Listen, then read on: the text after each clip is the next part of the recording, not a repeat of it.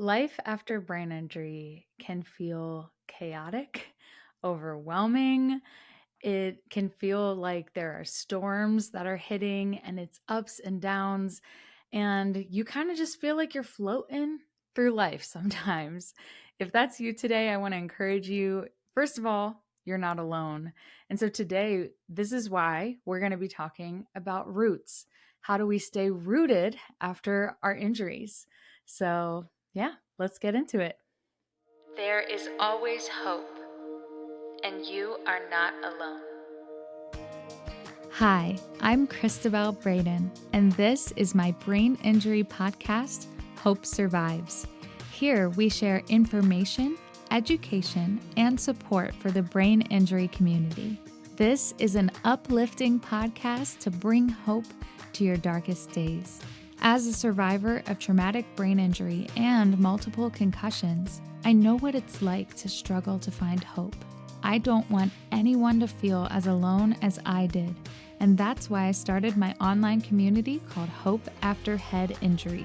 This podcast is an extension of that, and I'd love to invite you to join along as we explore the realities of life with brain injury, with messages of encouragement, interviews with doctors and professionals, and survivor stories. No matter where you're at on your journey, there is always hope. With a little hope, you can make it through today.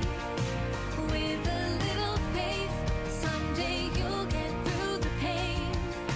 Just a little love is enough to light the way through your darkest night.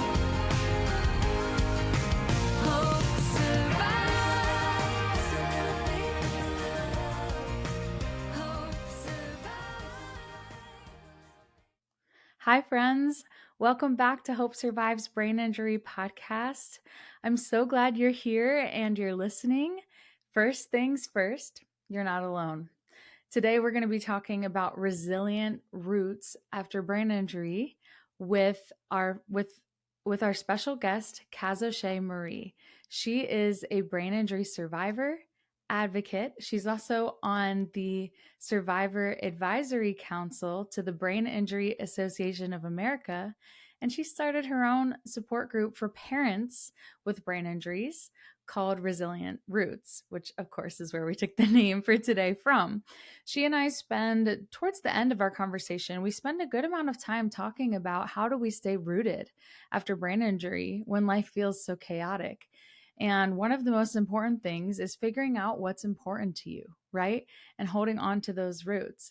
But I want to just preface this by saying I know it's not that simple, and I know it's not that easy. And life with brain injury is nuanced. I mean, some days you might feel like you are grounded and you're doing your best, and other days you might feel like you're floating in the wind. So, my encouragement is to every day make sure that you're connecting to something that is really important to the core of who you are.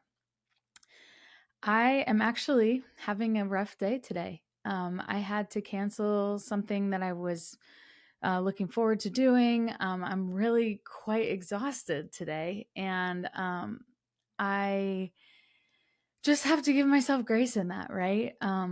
And I wanted to record this intro for the podcast because this episode's coming out this week. But I also, you know, I can't push myself beyond, right? And so I thought I'd just, start this recording and start talking to you guys about this because this is still a daily reality. There are some days that I feel like I know who I am, I know what I'm doing, I'm able to take on the world, so to say, even with the TBI. Then there are some days that I'm dealing with a lot of self-doubt and where I'm just exhausted. And for me, a lot of the struggles when I feel like I'm just floating around in the wind or whatever it is, a lot of that comes from overly being fatigued. And symptom flares up. I'm doing it. Symptom flare ups. And I'm telling you, as soon as I'm done recording this intro, like I'm going to have to rest and kind of be done for the day because I know I'm like reaching towards my capacity for today. So, um, all that to say, if you are struggling and you feel like you're just not sure how to keep going, I want to remind you to just give yourself grace. We talk about that a lot, but I don't think we can really say it enough. To give yourself grace, to remember that part of staying rooted after brain injury is remembering who you are. For me, it's my faith. My faith is what connects me. I did not do my devotional this morning. Um, and I know I need to spend some time in prayer in order to have that part of me be rooted. And so, what is it for you that you need to root yourself on? But remember, not every day is going to look the same. It's going to be ups and downs. And it's hard when people just see social media and you're just comparing yourself to what you see online. I mean, I do it with my friends. I'm like, wow, like they're able to do so much. And you might do it with me. You might look at my page and be like, oh my gosh, look at all that she's doing. I actually just went to Harrisburg, the Pennsylvania state capital, to advocate for brain injury. What you don't see in what I'm posting about that trip or about that day is how overwhelmed I felt all day. And you don't see how exhausted it made me for the rest of the week. Like I'm recovering from that right now. And, Cazoshay, she's going to talk about like advocacy as well. And if that's something you're interested in getting involved in, I'd love to talk to you more about it because we need voices to be heard to help with brain injury on both your state and federal levels. Here in Pennsylvania, we are working to get a bill passed that would mean that insurance providers, commercial insurance providers, will need to cover or provide post-acute neurorehabilitation. So right now, the insurance runs out before people are able to finish their rehabilitation programs for brain injury. And so we're trying to get the government to pass a bill here in PA that says that commercial insurance providers will need to also provide not only for the acute in the hospital, but also provide for post-acute neurorehabilitation. And so we spent all day at the Harrisburg State Capitol in PA advocating for that and sharing why that's important. Of course, we're coming up on the election, so we're going to have to do more work next year to try and get that going, depending on how, everything goes. But, I feel like I'm losing my train of thought, but I went and did that because it was important to me to advocate for brain injury. It's part of what I want to do in using my voice to help survivors. And so in a way, that helps me to be more rooted. Doing my Hope After Head Injury support group, which we also had this week, going on Zoom and doing our support group meeting, that helps me to be rooted. But both of those things do tire me out, right? So like choosing to use your energy in the areas that maybe make you feel rooted in your life, but also realize that you have to give yourself grace and time to rest. So when life feels chaotic, know that your values, your goals, your dreams, they all matter. So today, just take some time, take some deep breaths, spend some time in prayer or spend some time journaling or whatever it is for you. Ask yourself, what makes me feel rooted and why? And spend some time next week, maybe doing those things that help you to feel more of who you are. Now, we're going to go more into this in the conversation, but we're also going to hear some of her story when Cazoshay shares about her survival through brain injury, especially being a parent and having children when she was going through her brain injury. And so what that was like for her and how she's been able to kind of move forward even while still having symptoms. So, all right. Thank you so much for being here. And all that to say, you're not alone. So we have our brain injury Bible study group happening later this month. And after that, we are going to have in November back into our swing of things. Every month we have Hope After Head Injury Support Group, one Tuesday a month, and Brain Injury Bible Study, one Saturday a month. You can sign up for both of those at hopeafterheadinjury.com. And thanks for being here. And let's get into the conversation. So, all right.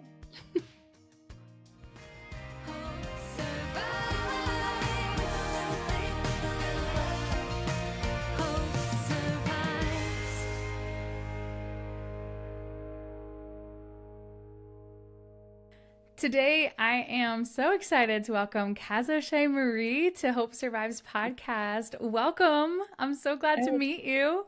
Thank you. Thank you so much for having me. I'm so excited to be on. I'm excited. You're amazing. I was like reading through your website and your blogs, and you run a support group for parents with brain injury, and you've done like so many interviews and stuff. I'm like intimidated meeting you. You're awesome.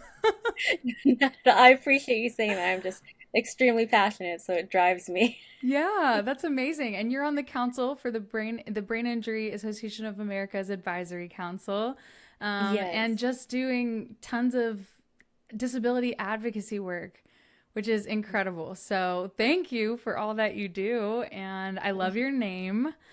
Thank And you. I'm so excited to meet you. So this is our first conversation. We connected on Instagram. And so I'm getting to know you as the listeners will be getting to know you. So why don't you Mhm. just go ahead, introduce yourself? Okay, awesome. Well, once again, thank you so much for having me on. I've been following you for a while, so I love everything that you're doing, all of your advocacy work as well. My name's Thank you. Cazoshay Marie, and I'm originally from Anchorage, Alaska, actually. It's quite the transition coming here to Arizona. But basically, my story in a nutshell, how I obtained my brain injury, I was leaving an event at the Phoenix Science Center, and I was walking back to my car. I was in one of the pedestrian crosswalks and I was struck by a car that was traveling 48 miles per hour. I was thrown 15 feet up and 100 feet forward from where the car struck me. Um, and there were obvious injuries that occurred at the time, but then as time went on, there were some things that ended up lingering and becoming long term disabilities and conditions. And one of those was the traumatic brain injury and concussion. And I experience the symptoms of those conditions every single day. And it's really what has made me feel passionate about advocating for others, the process of everything that I went through with doctors and having to learn to advocate for myself and seeing that people were not able to get the resources that they needed and the supports that they needed. I was like, I really couldn't sit back despite all the things that I was going through. It just made me feel like I had to do something. So that kind of led me on my journey of advocacy and seeking different opportunities of ways to increase awareness and inclusion for brain injury survivors. Thank you so much for sharing and for the advocacy work that you do. We talk a lot about advocacy, and it's so important because there's so many people living with brain injury and we can't see it on the outside, right? Like, do you get Yes. people that tell you, like, oh, I can't tell you have an injury? Mm-hmm. Yes, and it becomes one of those things where it's like a compliment, but not sometimes. Sometimes they mean it in a complimentary way of saying, like, oh, you don't look bad for everything you say that you're going through.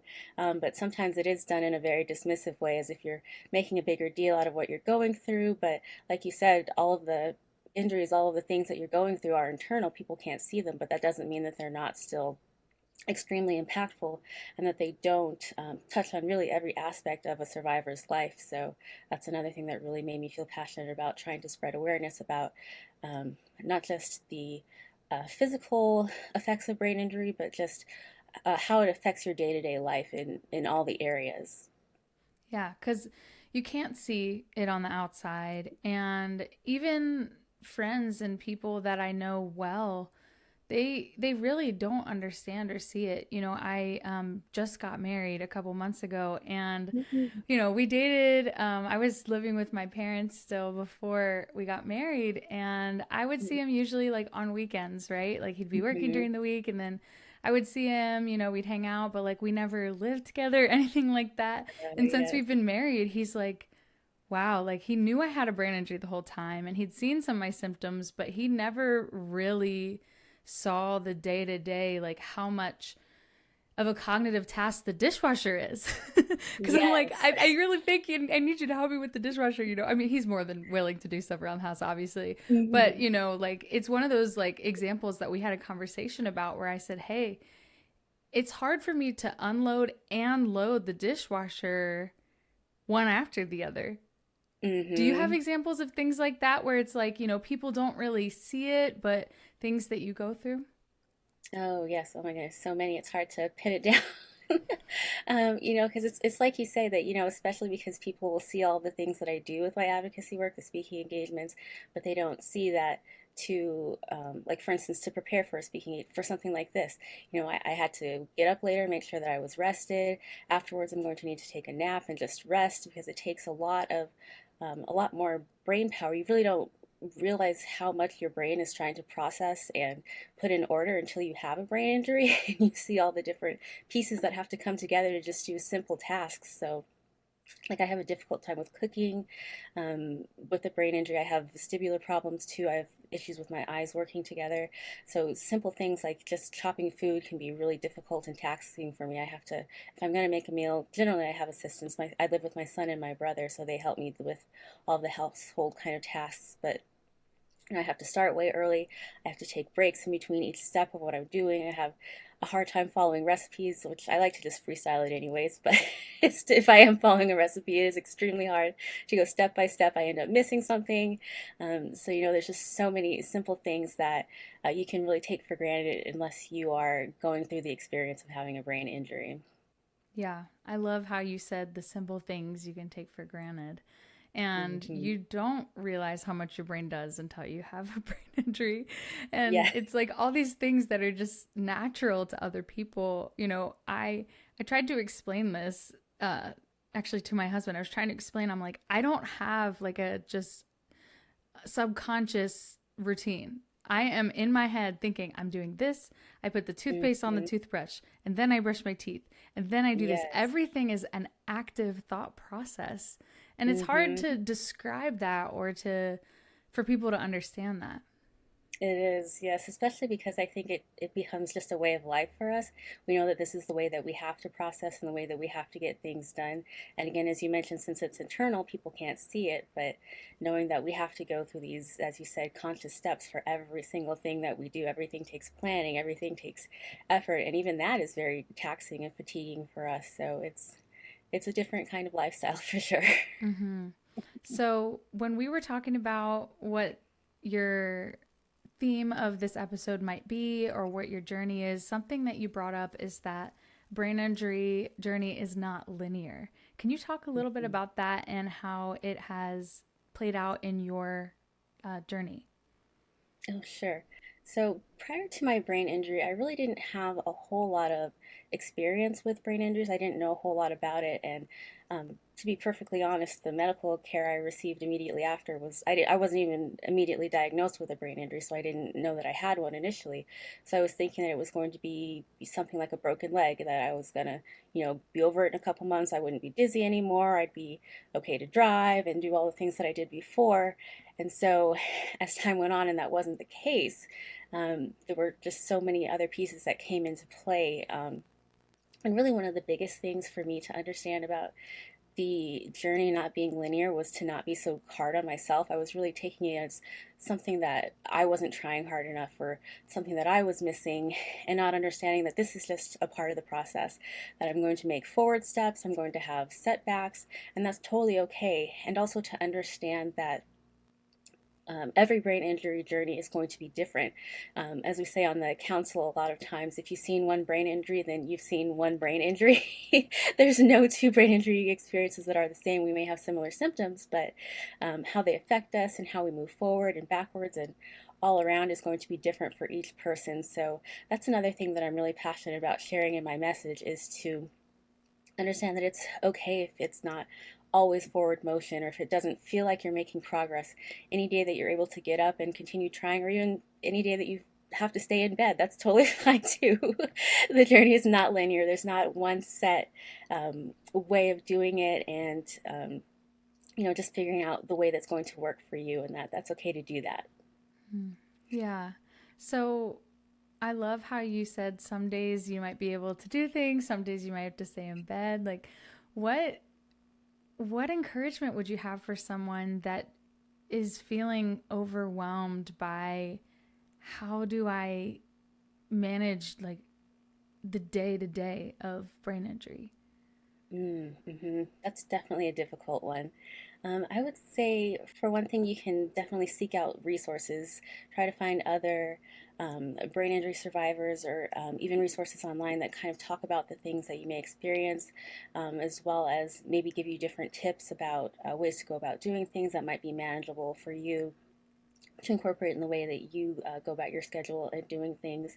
And I think also to just understand, again, that you don't have to do things the way that other people do them. That was one of the hardest things for me to understand. I call myself a recovering perfectionist, that I felt like, every day I have to get up and I have to do certain things. But um, I think one of the biggest parts of the message would be to figure out what works best for you. So it's not going to necessarily be the same tips for each person, but figuring out ways to do the things that you need to do, the things that you want to do, but also accepting that you may not be able to do everything that you want to do, and that's okay. Can you give an example of those things in your life? How have you been able to figure out things that work for you or being able to adjust to things that maybe don't? Mm. I'd say one of the biggest things for me was learning to take breaks, to take bigger tasks and kind of break them down into smaller chunks. Like taking the cooking, for example. I may actually start a recipe the night before. If I know that there's some prep work that I can do, I can chop the vegetables the night before so then I can sleep and then not do the rest of the recipe until the next day. So things like that. Breaking things into smaller chunks and then resting in between is a really big one for me. Yeah, I'd say that's probably the biggest tip. Learning to rest. That's been one of the hardest things for me, but it's been probably the most helpful thing. Learning to be able to step back after breaking things in chunks and just taking that break in between. Hmm. Why do you think it's been hard? Um, I think again, being that recovering perfectionist, I'm a single mom, and prior to the accident, I was a wellness professional. I had my own business, so I was really active. I was social. I was training for a half marathon at the time of the Wow. accident. So Yeah. to go from doing that to basically a total 180 of, having my brother have to carry me to be able to even use the restroom was like a total, 180 from where I was. So I think just coming into that acceptance of my new abilities that even though I wasn't the person that I was before, that was okay that I would still be able to do things. But I think just that acceptance piece was really difficult for me with that perfectionism aspect as well. Yeah. And realizing that you still have the same heart and the same maybe even interests or even similar goals, but having to do them differently. So, how have you been able to adapt some of those things? Mm. That's kind of actually one of the things that led me into my advocacy work because I felt that as a wellness professional, I was able to help people, I was able to improve their lives.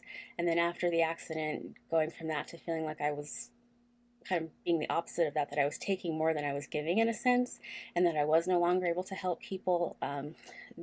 Being able to transition into advocating for others, to be able to share about what people with brain injuries go through, that kind of helped me to accept and to see that I was still able to do the same thing just in a different way. Yeah, that's amazing. What year was your injury? It was in 2017. 2017. Okay, wow. Wow, okay. Mhm. Yeah, so you've been Yeah. living with it for a bit now. Yes, yes. Yeah. And I would say, honestly, going again back to that aspect of it not being linear, I really feel that within maybe even the last year, I've really come into my own more. And I think having that acceptance piece has really come into play, being able to see, okay, I'm not the same person I am, and I don't have to judge myself by those same standards. I'm still able to help That's people. good. Yeah. That's what's really helped me. Recently, I've really been coming more into my own with this brain injury journey, and a big part of that was the acceptance piece. Learning that. it's happening with me, not to me. I'm still the same Cazoshay. There are still things that I can enjoy, even some of the things that I did before. Just figuring out ways to make it adaptable for me. And another big part of that acceptance piece, I believe, is being able to learn to trust yourself. There's so many different parts of the brain injury journey that just feel out of our control, our symptoms that we experience, and we're having all of these different inputs from doctors, friends, family, stranger.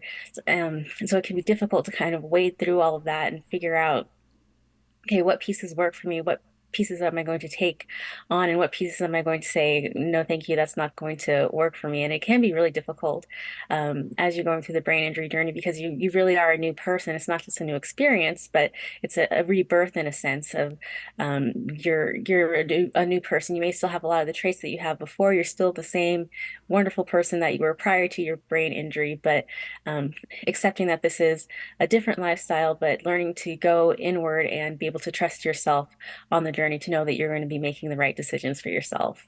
And that's so good. It's so hard to trust yourself after a brain injury, especially when life just feels like chaotic. Yes, Yeah. absolutely. That's so true. And there's just so many things that it's, again, going back to it not being linear, you don't know what to expect. And when you don't know what to expect, you don't necessarily know how to react to it because it's all brand new. So when it is feeling so chaotic, it is that extra difficulty of learning how to go within yourself to figure out how to trust yourself again. Yeah. So you started a support group called Resilient Roots for parents with brain Yes. injury. Can you talk a little bit about your journey of starting that support group and what led you there? Yes, so it was kind of like a long journey that sort of culminated in an event in recent times. I'm a single parent, and so going through the journey of having a brain injury and trying to manage all of my parenting responsibilities, transportation, making sure his homework was done, figuring out what activities he should be in, and then just seeing that there really was not anything that I saw that existed currently that was specifically for parents. There are other kinds of support groups for brain injury survivors, but nothing that specifically catered to the experience of being a parent with brain injury. And my son started college this year in the fall, and going through the process of college applications and scholarship applications and all that was, even in the best of situations, I believe, difficult. But when you add the symptoms and the things that go along with being a brain injury survivor, it was that much more difficult for me. And I really had someone who assisted me and held my hand through the whole process. She made me a spreadsheet. She told me who to call, what websites to go to, all of that. And so I kind of sat back and I thought, so what are parents with brain injuries doing who don't have this resource of someone to show them exactly what they're supposed to do and how to go about doing it? It was a struggle even with all the help that I received. And so that was kind of the catalyst for starting the support group. And I wanted it to be different. We do have just your regular, what you would expect to find in a support group. We meet to discuss different topics, things like that, to be able to just kind of express the things that we're going through. But I also wanted it to be something where parents with brain injuries could get that practical knowledge. So having people with college planning experience, financial planners, all of those practical things to show us, budgeting, how to save for retirement, all those kinds of things, to provide that resource for parents as well. And then we also have guest speakers this month. We actually have someone from the Brain Injury Association, one of my colleagues from the advisory council. She's going to be coming on. I'll be interviewing her, and so she'll be sharing about her experiences of being a parent with brain injury and kind of um, the things that she came across, as well as how she dealt with those different obstacles of being a parent with a brain injury. So all of that kind of came together in creating the group. Thank you so much for sharing. And I love the name Resilient Roots. Can you talk some about why'd you pick that name? Why is that important to you?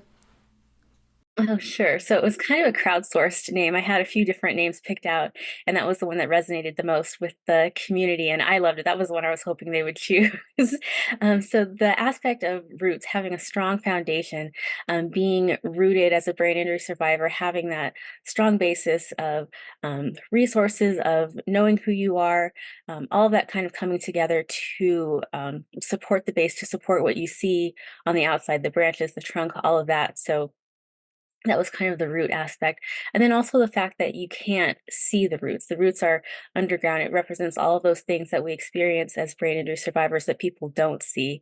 And then resilience, I would say, almost if you could pick like a theme word for brain injury survivors, it might be resilience. That's something that we all have, something that we all tap into. And especially as a parent living with brain injuries, it's something that we really have to um, keep in mind. I wanted for it to be a reminder that you already have it. It's not something that you have to try to um, access or obtain. You have it within yourself already, and you're already doing it. That's another thing that I think is important for survivors to understand is that you're already resilient. However, you're going through your process, you're doing a great job. So, I love yeah. that. Yes, you already are because you're here. You're listening to this right now, right? Why are you Mhm. listening? Like, take some time. Think Yes. about that. Why'd you turn on this podcast today? Why are you still listening and you didn't Mhm. turn it off at the beginning? Yes. Right? Like, And that's thank you whoever is doing that. yeah, thank you, whoever's listening, who's still with us. Yeah, and that's part of the journey, right? The resilience and continuing to persevere and to keep going, even when things are not Yeah. linear, even when things do not make sense, even when it feels overwhelming. So the Mhm. roots, what are the things that keep you rooted? I'd say one of the main ones really would be my family. They've been with me. I'm so blessed to have had them here throughout this entire process. My mom came down in the immediate time after the surgery. She actually came to live with us to help me. I couldn't drive, I couldn't cook, I couldn't do anything. So she took on all of that and helping me with my son. And then my son and I live with my brother. So he was helping me. He was supporting me as well. My dad back home in Alaska, he was supporting me from afar. But even just throughout this whole 7-year process, the way that they've just encouraged me and helped me to remember that I'm still the same Cazoshay. I still have value. And even if, today doesn't look like who I was before, that I still have value and that things are still moving in a positive direction. So having that support and that encouragement has really made all the difference. And then I would say the other main thing would be my faith. That's what's really given me the strength and the resilience to be able to continue on throughout this process, because there are some days where you feel hopeless and like you can't do it and it's not going to improve. And so having my faith to look to for that encouragement, to have that hope, as well as something that has driven me to want to help other people that much more. It's really given me that kind of fire to want to give back, to others and to advocate for people who may not have a voice. Yeah, thank you for sharing. My faith is a huge part of why I do this too. And that's for me, the Lord has been what's helped me find hope and kept me going, you know? And so, yeah, I love hearing that. And I think for all of us, all of our journeys are unique. So it's all about finding the things that keep you rooted, right? Like everybody would have their own things that would keep them Mhm. going. What encouragement do you have to survivors who are like, but I don't know, like, where do I start? How do I figure out how to keep myself rooted and grounded while this nonlinear, crazy journey is happening around me? That can definitely be a challenge for sure, and an ongoing process. And it may not always look the same throughout your journey. But one thing that I would suggest would be to find something that is just for you, something that you enjoy doing, and figuring out how to modify it so that it's still accessible for you. Like, for instance, for me, I love reading, but because of my headaches and vestibular problems, it could be really difficult for me to do it. So I do audiobooks, I use a screen reader. There are lots of free books on YouTube as well.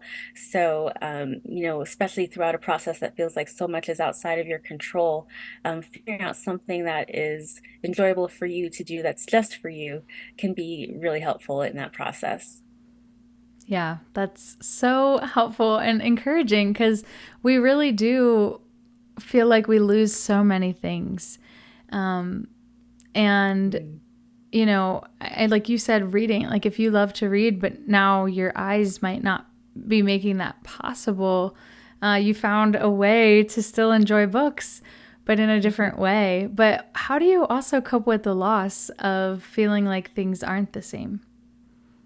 That could be very, very difficult. And I think that's also something that can be an ongoing process. I think, again, tapping into those roots, those things that ground you, whether it's your faith, family, friends, um, whatever that personally is for you, I think that can help give you that hope and that encouragement when you do start to feel that way, that you don't really know where to turn or what resources to try to access. That could be helpful in that. Yeah, thank you for sharing that. Finding what grounds you through it. And it's like easier said Hmm. than done, maybe a little bit, but Definitely. finding your own journey and your own path, even when things are not linear, even when things don't feel like they make sense. What are Hmm. some symptoms that you still deal with today? Mm. I'd say one of the main ones that probably affects me the most are the headaches. I get frequent migraines almost every single day. There are so many different things that trigger it. Kind of going back to what we were talking about in the beginning, just those daily tasks and how many ways you find that it taxes your brain. Just doing simple things, self-care, all of that kind of um, triggers that, driving all of that. Let's see, I experience a lot of dizziness still. I do have some cognitive issues with memory. I'll forget what I was saying in the middle of my sentence. It's mostly affected my short-term memory. Um, but yeah, um, like just now I lost my train of thought. What I was talking. No, all good, all Oh, good.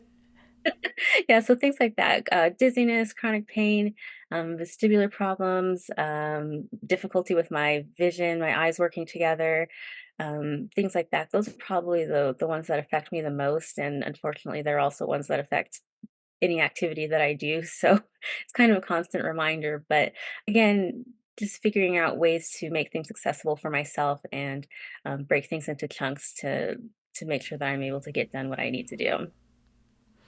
It's so encouraging hearing your story. I just love just the light that you shine and that you bring and the hope that you share, that you're still dealing with so many symptoms, but you are here and you're able to share the light and encourage others to not give up. I love that. And be an advocate, doing so much. So that is amazing. As we close, the last thing I always ask is what is your um, final words of hope for our listeners? Mm, I would say to try to stay encouraged. There is light at the end of the tunnel. There will be setbacks and bad days, but know that you do have value and it will be okay. So just keeping in mind that there is still hope and there's always light at the end of the tunnel. Oh, I love that. Thank you so much for sharing. So, how people can get in touch with you would be your website or your Instagram. Are those best Mhm. ways? Yes, those would be the best ways. Okay, Yes. so I'll put those links on. It's DID with Cazoshay, right? The website Yeah. dot com, Hmm. and then your Instagram, Cazoshay Marie. I will put those links or those. Oh my gosh, I'm tired. I'm losing my train of thought. I will. I can't think of the word. I will put those. I'll put them in the show notes so people can get Awesome. to them. Thank you so Sounds much for great. being here. It's been a joy talking with you. Oh, yes, same. Thank you so much for having me. Thanks so much for tuning in to Hope Survives podcast. Make sure to subscribe and stay tuned, and would love for you to consider leaving us a rating or a review. Check out hopeafterheadinjury.com for more. I'll see you next time, and remember, there's always hope.